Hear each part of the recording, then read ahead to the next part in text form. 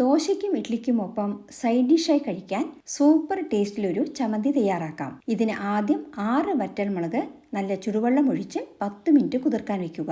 ഇനി വേണ്ട ചേരുവകൾ: ശർക്കര, വെളുത്തുള്ളി ചതച്ചത്, 2 വറ്റൽമുളക് കടുക് വറുക്കുന്നതിന് താളിക്കാൻ, ഒരു സവാള അരിഞ്ഞത്, കറിവേപ്പില, ഒരു ചെറിയ കഷ്ണം പുളി എന്നിവയാണ്. മിക്സി ജാറിൽ കുതിർത്ത വറ്റൽമുളകും സവാളയും, ഒരു ചെറിയ തുണ്ട് പുളിയും, 1 സ്പൂൺ ശർക്കരയും, 1/2 സ്പൂൺ കല്ലുപ്പും, 1 തണ്ട് കറിവേപ്പിലയും വറ്റൽമുളക് കുതിർത്ത വെള്ളവും ചേർത്ത് നൈസായി അരയ്ക്കുക. ഇനി അരച്ച ചമ്മന്തി താളിക്കാം. പാനിൽ 2 സ്പൂൺ എണ്ണയൊഴിച്ച് 1/2 സ്പൂൺ കടുകും 1/2 സ്പൂൺ ഉഴുന്നുപരിപ്പും 1/4 സ്പൂൺ ജീരകവും ചേർക്കുക. കടുക് പൊട്ടിക്കഴിഞ്ഞാൽ 2 വെളുത്തുള്ളി ചതച്ചതും 2 വറ്റൽമുളക് മുറിച്ചതും കുറച്ച് കറിവേപ്പിലയും ചേർത്ത് വഴറ്റുക. വെളുത്തുള്ളി മൂത്ത് മണം വരുമ്പോൾ അരച്ചു വെച്ച ചമ്മന്തി ചേർക്കുക. മിക്സി ജാറിൽ കുറച്ച് വെള്ളമൊഴിച്ച് അലസി അതുകൂടി ചേർത്ത് തിളപ്പിക്കുക.